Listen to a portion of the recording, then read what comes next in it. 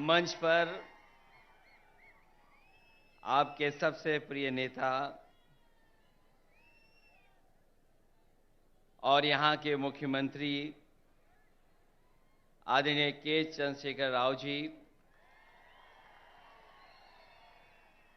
मंच पर उपस्थित दिल्ली के मुख्यमंत्री अरविंद केजरीवाल जी, पंजाब के मुख्यमंत्री श्री भगवत मान जी, सीपीआई के जनरल सेक्रेटरी आदरणीय डी राजा जी और मंच पर उपस्थित सभी बीआरएस पार्टी के सभी वरिष्ठ नेता, यहां पर इस सभा में उपस्थित बीआरएस पार्टी के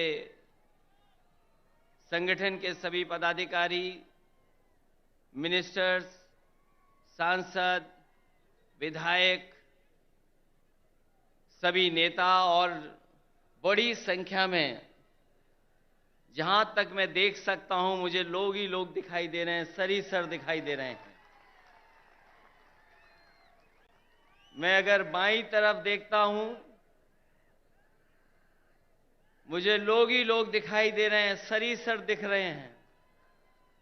दाईं तरफ देखता हूं तो सर दिखाई दे रहे हैं। और मैं जब सामने देखता हूं, जहां तक देख सकता हूं वहां तक मुझे लोग दिखाई दे रहे हैं। मैं इस ऐतिहासिक धरती पर, खम्मम की ऐतिहासिक धरती पर, मैं आदरणीय केसीआर साहब का बहुत बहुत धन्यवाद और आभार प्रकट करता हूं कि यहां पर इतनी बड़ी संख्या में आपने बुला करके पूरे देश को एक संदेश देने का काम किया है। आज सुबह से लगातार हम लोग काम देख रहे हैं। मैं सामने जहां पर बिल्डिंग में हम लोग बैठे थे, ये इंटीग्रेटेड जो ऑफिस बनी है, कॉम्प्लेक्स बना है, एक ये उदाहरण है सरकारों के लिए कि एक जगह कैसे अधिकारी बैठ सकते हैं और जनता को तकलीफ और परेशानी नहीं होगी, एक ही जगह पर समस्या का समाधान हो जाएगा। ये खम्मम वो धरती है जिसने हमेशा इतिहास बनाने का काम किया है। यहां के लोगों ने बड़ी से बड़ी हुकूमत रही होंगी, ताकतें रही होंगी, उनके खिलाफ अपनी आवाज उठाने का काम किया है। यहां के किसान, यहां के नौजवान, अगर किसान कभी इकट्ठे हुए हैं और अपनी आवाज को बुलंद करना पड़ा होगा तो यहां के किसान इकट्ठे होकर के अपनी आवाज बुलंद कर करके उस समय की हुकूमत को हिला के रख दिया। मुझे उम्मीद है कि आने वाले समय में जो हालात हैं देश के, जिन परिस्थितियों से हम लोग गुजर रहे हैं, जहां भारत सरकार और खासकर भारतीय जनता पार्टी, जिसकी सरकार दिल्ली में है, एक एक सरकारें जो चुनी हुई उनको परेशान कर रही है।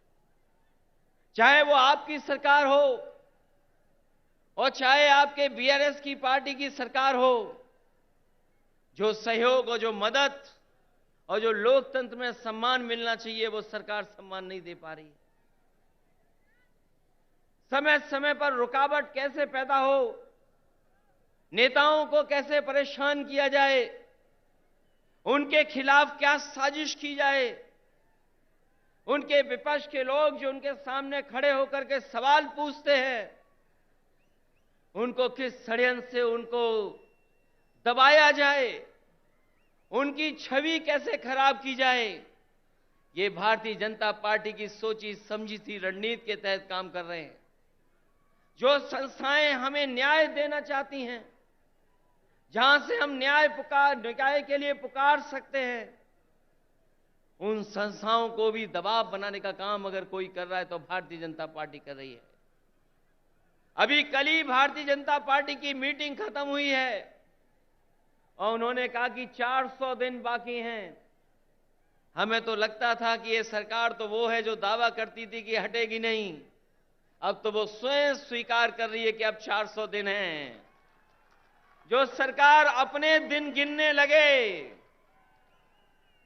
जो सरकार अपने दिन बताने लगे, समझ लो ये 400 दिन बाद सरकार रुकने वाली नहीं है। अब तो 399 दिन बचे हैं।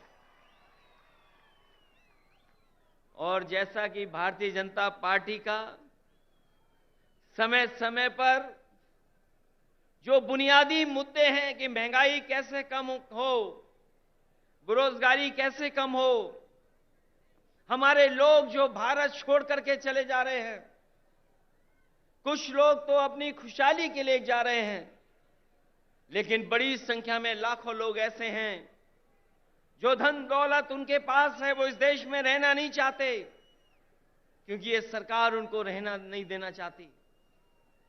इनके पास बुनियादी ठोस मुद्दे जो किसान की जरूरत के वो नहीं पूरे कर रहे हैं। आपको सबको याद होगा, यही बीजेपी के लोगों ने कहा कि हम किसानों की आय 2022 तक दोगुनी कर देंगे, किसान की आमदनी दुगनी हो जाएगी। हालांकि 2023 शुरू हो गया है, लेकिन मुझे तो ये लगता है किसान की तकलीफ और परेशानी को देख करके इन भारतीय जनता पार्टी के लोगों का 2022 अभी खत्म नहीं होगा, इनका 22 खत्म नहीं होगा। 23 आ गया, 24 आ जाएगा, लेकिन भारतीय जनता पार्टी ने जो वादा किया था कि 22 तक हम किसानों की आय दोगुनी कर देंगे, वो अभी दोगुनी नहीं हुई है। हमारा किसान तकलीफ और परेशानी में है, उसको वादा तो कर रहे हैं, लेकिन जो बुनियादी उसे मदद मिलनी चाहिए वो मदद नहीं मिल पा रही है। ये हमारा जो नौजवान दिखाई दे रहा है, ये नौकरी और रोजगार की तलाश में अपना भविष्य चौपट कर रहा है। ये सरकार कोई ठोस कदम नहीं उठा पा रही। आपका प्रदेश में तो सरकार है जहां मुख्यमंत्री काम कर रहे हैं, लेकिन हम तो अपने प्रदेश में देखते हैं जहां पर बड़े पैमाने पर बेरोजगारी है। जैसे ही चुनाव आ गया है, इन्होंने तय कर लिया है कि जगह जगह इन्वेस्टमेंट मीट करेंगे और इन्वेस्टमेंट मीट के बहाने लोगों को धोखा देंगे। ये प्रचार के माध्यम से धोखा देना चाहते हैं। वैसे तो समय समय पर देश के लोग और देश के जो नेता होते हैं वो G20 की अध्यक्षता कर रहे हैं, लेकिन इस बार इन्हें मौका मिला है अध्यक्षता करने का। मुझे लगता है कि केवल चुनाव के लिए ही प्रचार करेंगे, उसमें कोई ठोस कदम नहीं उठाएंगे। इसलिए आज जब हम इतनी बड़ी संख्या में लोगों के सामने इकट्ठे हुए हैं, जहां मुझे लोग ही लोग दिखाई दे रहे हैं, उनके सामने मैं कह सकता हूं कि अगर तेलंगाना में सफाया हो रहा है बीजेपी का, तो उत्तर प्रदेश भी पीछे नहीं रहेगा। आप अपने प्रदेश से हटाइए, यूपी से हम लोग मिलकर के उनको हटाने का काम करेंगे। हम यूपी वाले यही जानते हैं कि जिन्हें प्रधानमंत्री बनना है वो उत्तर प्रदेश जरूर आते हैं। इसीलिए आपने देखा होगा गुजरात से उत्तर प्रदेश आए।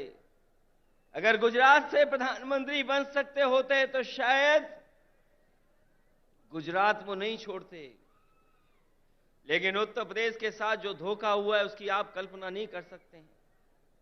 मां गंगा हमारी पूजा का, हमारी आस्था का, हमारी संस्कृति की स्थान है। एक पानी का जहाज चला करके, विलासिता का जहाज चला करके न जाने क्या सपने दिखा रही है सरकार। और जिस मां गंगा को साफ हो जाना चाहिए था, मां गंगा वैसी की वैसी है, नदी साफ नहीं है, नदी को साफ नहीं कर पाए। मुझे खुशी है इस बात की कि जब मैं मुख्यमंत्री था उस समय आपके मुख्यमंत्री जी ने एक फैसला लिया था कि यहां पर किसानों के खेत तक और घरों में पानी पीने का कैसे इंतजाम किया जाए। वो जो इंटीग्रेटेड इरिगेशन सिस्टम का आपने शुरुआत की, मैं आपको बधाई देता हूं और जनता को भी बधाई देता हूं, उनका धन्यवाद देता हूं कि आपके प्रदेश से शुरू हुई योजना, जहां पर खेत को पानी, घर में पानी का इंतजाम किया, वही तो भारत सरकार नकल कर रही है। जो आज भारत सरकार नकल कर रही है वो कहीं ना कहीं आपकी देन है। जिस सरकार ने एक उदाहरण पेश किया हो, और न केवल इरिगेशन में और भी क्षेत्रों में, मैं ऐसे सरकार के लोगों को बधाई देता हूं और खासकर मुख्यमंत्री जी को बधाई देता हूं। जहां इतना विकास हो रहा हो, वहीं भारतीय जनता पार्टी के लोग देश को पीछे ले जाना चाहते हैं। उनके मुद्दे, उनके फैसले हमें और आपको पीछे ले जा रहे हैं। इसलिए आज जरूरत है प्रोग्रेसिव नेताओं की, प्रोग्रेसिव सरकारों की। और मुझे उम्मीद है कि जिस तरीके से भारतीय जनता पार्टी ने देश को पीछे कर दिया है हर चीज में, हम सब मिलकर के जो मंच पर बैठे हैं और प्रदेशों में भी हैं, जो साथ मिलकर के काम करेंगे तो देश को एक नई सरकार भी और नए तरह का एक प्रोग्रेसिव एजेंडा देकर के देश को आगे ले जाने का काम करेंगे। मैं एक बार फिर बधाई देता हूं कि आपने जितना प्रचार करना चाहिए था, आपने भगवान विष्णु, उनके अवतार भगवान नरसिम्हा जी का जो मंदिर का निर्माण कराया, मैं आपको बधाई देता हूं। आपने काम ज्यादा किया, प्रचार कम किया, लेकिन कुछ लोग तो ऐसे हैं जो काम कम प्रचार ज्यादा करते हैं।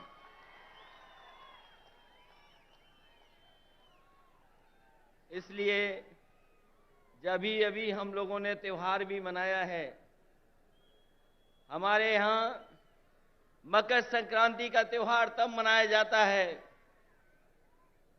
जब सूर्य उत्तरायण हो जाता है। अगर हम मकर संक्रांति मनाते हैं तो देश में अलग अलग जगह अलग अलग त्योहार मनाते हैं।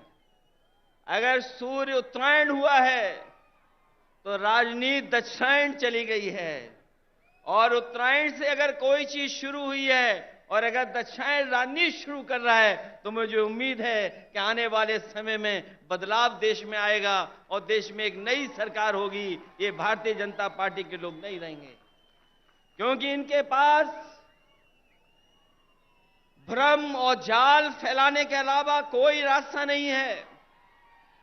ये समय समय पर भ्रम फैलाते हैं, समय समय पर जाल फेंकते हैं।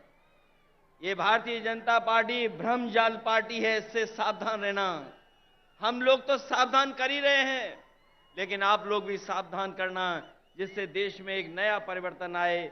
मैं इन्हीं शब्दों के साथ आप सबका बहुत बहुत स्वागत करता हूं, बधाई देता हूं। इस ऐतिहासिक धरती पर जो ऐतिहासिक जनसभा हुई है, उसके लिए बहुत बहुत बधाई। और यहां पर जितने भी दूसरे दलों के नेता हैं, मैं उन सब का स्वागत करता हूं। और एक बार फिर आपके मुख्यमंत्री केसीआर राव साहब का बहुत बहुत स्वागत और बहुत बहुत धन्यवाद और बहुत बहुत बधाई। हम सबको यहां पर इकट्ठा करने के लिए और लाने के लिए बहुत बहुत धन्यवाद।